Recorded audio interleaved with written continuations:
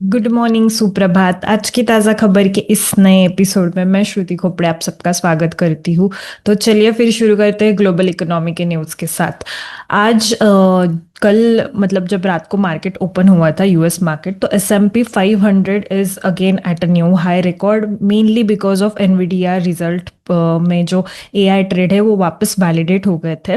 So overall जो Nvidia ने उसके Q2 रिजल्ट्स बताए थे उसमें रेवेन्यू ग्रोथ ऑफ 56% इन्होंने रिपोर्ट किया है, which is beating the estimate.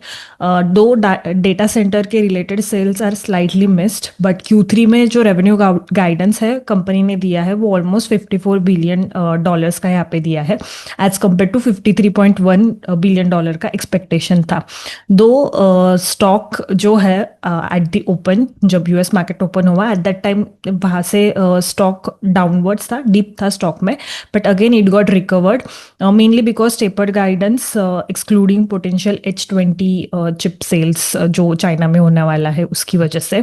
Other chip makers की अगर बात करेंगे तो ब्रॉडकॉम, माइक्रोन, इनके भी शेयर्स पॉजिटिव ही रहे हैं। दो स्नोफ्लेक के शेयर में सर्ज हुआ था बिकॉज Q2 के जो रिजल्ट्स है उसमें ओवरऑल जो स्ट्रीट के एस्टिमेट्स थे वो बीट किए थे कंपनी ने, दैट्स वाई। नेक्स्ट टेस्ला की तरफ से भी न्यूज़ है। सो टेस्ला के यूरोपियन सेल्स में ओवरऑल एक यहाँ पे प्लंज रिपोर्ट किया गया है, 40% ऑन वाई बेसिस डाउन थे इन केस ऑफ जुलाई।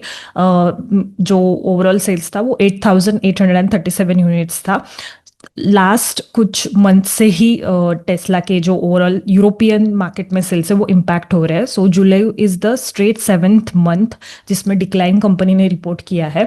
दो उनका जो राइवल है, इसका मेन रीजन यही है कि चाइनीज ऑटो OEMs जो इसका राइवल है BYD, उसके सेल्स में काफ़ी यहाँ पे सर्ज रिपोर्ट हो रहा है। कंपनी ने यहाँ पे BYD ने 225% ग्रोथ रिपोर्ट किया है इन केस ऑफ जुलाई, जो 13,503 यूनिट्स कंपनी ने बेचे हैं। सो टेस्ला के जो मार्केट शेयर है वो भी यहाँ पे ड्रॉप होता हुआ दिख रहा है, despite overall EV sales in European market are increasing. So it's kind of a concerning reason for the company. Next is news again from US economy. So overall Q2 के नंबर्स जो है economy related यहाँ पे आए हैं, तो Q2 में US economy got expanded by 3.3% with even stronger growth, जो एक्सपेक्टेड था उससे भी ज़्यादा अच्छी एनुअलाइज पेस पे यहाँ पे ग्रोथ जो इकोनॉमी में है वो रिपोर्ट की है। इनिशियली 3% के ओवरऑल एस्टिमेट्स थे, दो जो मेन एक्चुअल नंबर्स आए हैं तो 3.3% का Q2 में ग्रोथ यहाँ पे रिपोर्ट किया है। मेनली कंज्यूमर स्पेंडिंग जो है वो इंक्रीज हुआ है बाय 1.6% एज कम्पेयर टू 1.4% के एस्टिमेट्स थे, जो जहाँ से ही एक growth in case of Q2 आई है। एंड जो final sales to private domestic purchaser है, विच इज़ अ की Fed watched demand related indicator, it has increased by 1.9% as compared to 1.2% previously. So एक resilient domestic activity despite of tariff uncertainty दिख रही है। दो अभी Fed related meeting भी है 17 सितंबर को, तो तभी भी इसका थोड़ा सा एक इम्पैक्ट में भी हो सकता है, like we don't know, but yes एक पॉजिटिव डोमेस्टिक एक्टिविटी तो दिख रही है इन केस ऑफ Q2 की। अगर हम बात करें तो इम्पोर्ट्स जो है उस पर इम्पैक्ट हुआ है, 29.8% से इम्पोर्ट्स यहाँ पे गिरे हैं, मेनली बिकॉज कंपनीज ने पहले ही स्टॉक का पाइलअप्स कर लिए थे बिकॉज ऑफ टैरिफ्स की अनाउंसमेंट्स हुई थी आगे जाके। So overall for the first half of the year GDP average के हिसाब से अगर हम बात करें तो 2.1% से यहाँ पे बढ़ा है, जिसमें Q1 वॉज द स्लोअर, 0.5% का कॉन्ट्रैक्शन था इकोनॉमी में। दो Q2 में स्ट्रॉन्ग यहाँ पे एक ग्रोथ रिपोर्ट की है, जिसकी ही वजह से जो एक्सपेक्टेड ग्रोथ थी 1.5% से वो उससे ज़्यादा ही यहाँ पे GDP का एक्सपेंशन रिपोर्ट हुआ है। दो Q3 से आगे बढ़ते हुए थोड़ा सा यहाँ पे स्लो डाउन इकोनॉमिस्ट बोल रहे हैं बिकॉज बहुत सारे एडिशनल टैरिफ्स भी अभी लगेंगे अगस्त से ऑनवर्ड, तो that's why may be it will impact further to the GDP of the economy. Next अभी आते हैं इंडियन इकोनॉमी के न्यूज़ पर। तो इंडिया का index of industrial production IIP के नंबर्स आ गए हैं for the month of July. So it has reported a growth of 3.5%, which is a 4-month high as compared to the previous data.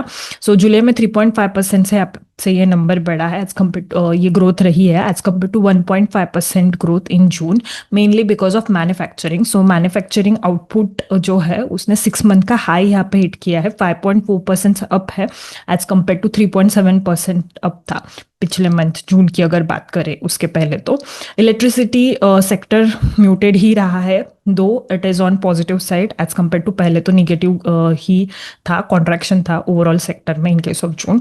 Mining भी यहाँ पे contracted है 7.2% से in July as compare to 8.7% negative in case of June, mainly because of monsoon and weak demand because of monsoon only.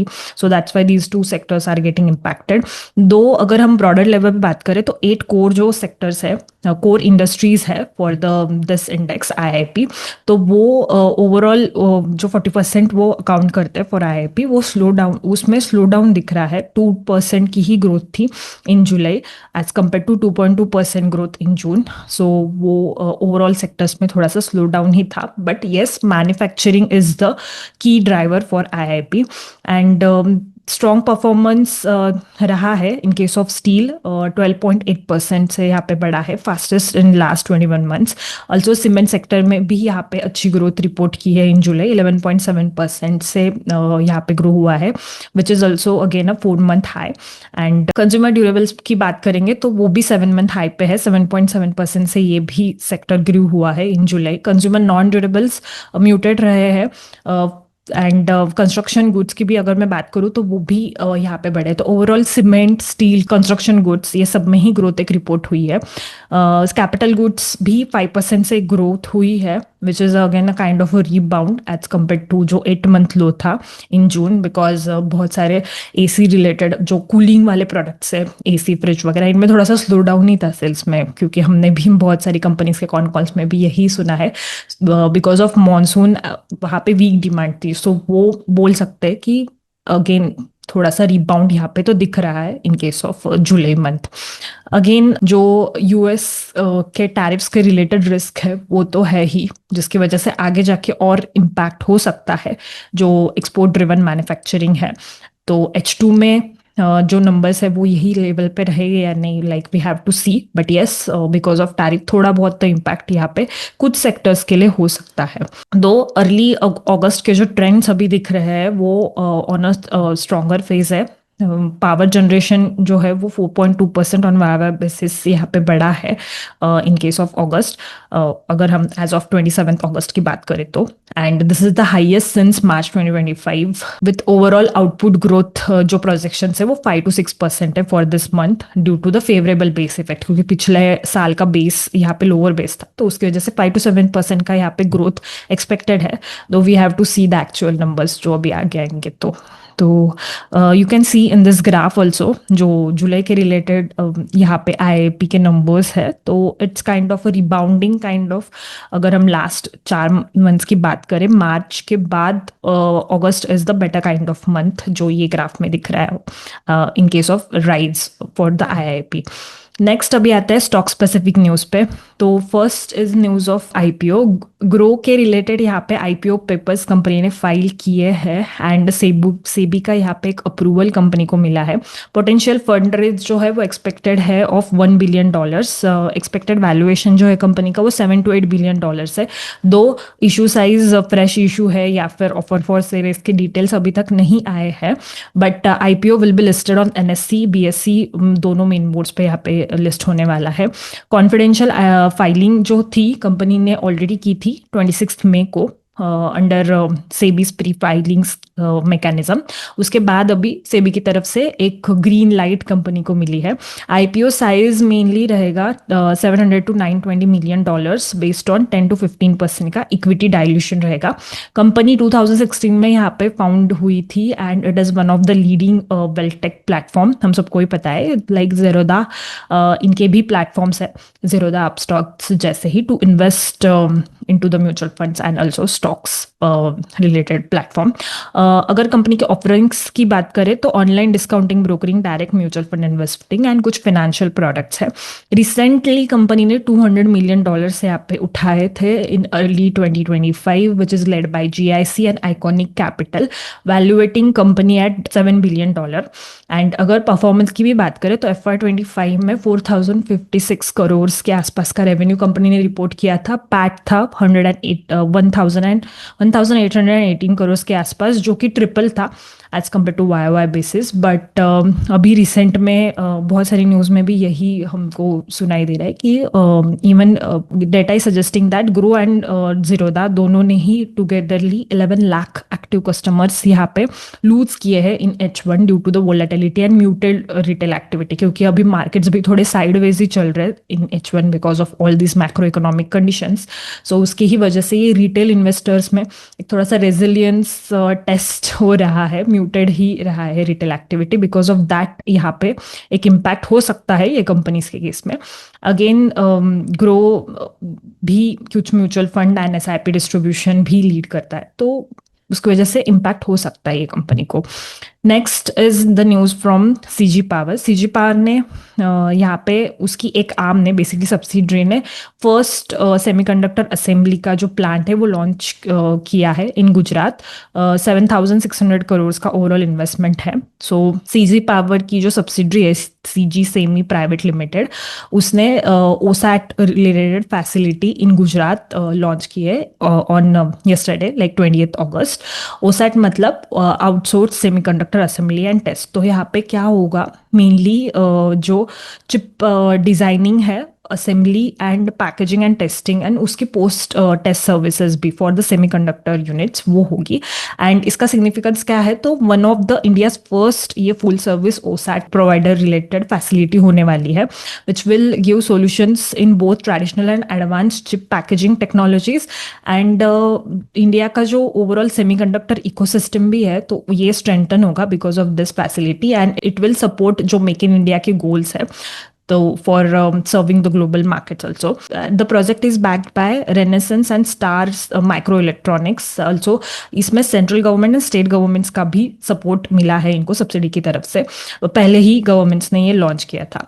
Then अगर investment plan company ने यही बोला है कि 7,600 करोड़ रुपीज यहाँ पे इन्वेस्ट करने वाले हैं over the next 5 years to set 2 facility in Gujarat. जीवन जो फर्स्ट फैसिलिटी रहेगी वो हैंडल करेगी end to end chip assembly, packaging, testing and post test services. And it will be equipped with automation, high yield equipment, in house reliability labs and also commercial production जो है वो ये capacity का start होगा by 2026। And जो second facility है वो under construction है, बट वो भी कंप्लीट हो जाएगी बाय 2026। फर्स्ट फैसिलिटी कंप्लीट हो चुकी है एंड सेकेंड फैसिलिटी की ओवरऑल कैपेसिटी रहेगी 14.5 million units per day. And इससे अपॉर्चुनिटीज क्या होगी, फर्स्ट तो job creation, overall 5,000 plus direct and indirect jobs create होंगे in both this facilities. And also semiconductor का chip which is a important for part for any AI related, machine learning related product, तो वो self resilience एक India में हो सकता है। And this will be the first OSAT facility. And overall company के जो चेयरमैन भी है मिस्टर वेलन भैया, उन्होंने भी यही बोला है कि एक नेशनल माइलस्टोन है to start this facility, highlighting industry and government का collaboration to achieve India's technological sovereignty. So इसकी जो मेन होल्डिंग कंपनी है ट्यूब इन्वेस्टमेंट, वो भी एक्चुअली हमारे मॉडल पोर्टफोलियो में है। सो ये एक अच्छा AI के थ्रू एक मेक इन इंडिया से रिलेटेड एक न्यू स्टार्ट बोल सकते हैं इंडिया में हुई है। CG power is the first company, तो it's good thing for India. Next is the news from Muthoot finance. तो मुथूट फाइनेंस ने इन्फ्यूज किए है 500 crore equity into its subsidiary Muthoot money. So overall via shares, equity shares से allotment, like जो subsidiary है Muthoot money, उसके equity shares allot हुए हैं मुथूट फाइनेंस को। And via that they have infused 500 crore का capital, mainly to strengthen the capital base and improve capital adequacy ratio of Muthoot money. उसके ही वजह से ये कैपिटल इन्फ्यूजन हुआ है। एंड जो फंड्स भी है वो overall business expansion, general corporate purpose के लिए यूज होने वाले हैं। ओनरशिप में कुछ भी चेंज नहीं है। मुथूट फाइनेंस क्योंकि ऑलरेडी 100% स्टेक यहाँ पे होल्ड करता है in Muthoot money. Next is news of Nalco. Nalco ने यहाँ पे इन्वेस्टमेंट प्लान रिलीज किए हैं to invest $3.34 billion to build smelter coal power plant over the next 5 years। Basically project जो है स्मेल्टर प्रोजेक्ट वो overall 180 billion rupees budgeted project है to set up a new aluminium smelter plant in Odisha, funded through debt and internal accruals, उसका mix रहेगा। And एक coal power plant भी यहाँ पे कंपनी बिल्ड करने वाली है which will require another 120 billion rupees investment. So Nalco Coal India and NTPC के साथ यहाँ पे for this coal power plant is in talks with both this company to collaborate to build that plant. ये दोनों भी जो इन्वेस्टमेंट प्लान है ये कंपनी के chairman and MD mister Brijendra Pratap Singh इन्होंने शेयर किए थे yesterday in his leadership statement। Next अभी आज रिलायंस इंडस्ट्रीज के भी एजीएम होने वाली है फॉर 2025, तो वी हैव टू सी उसमें क्या पॉइंट्स आगे मिस्टर अंबानी और बोलेंगे।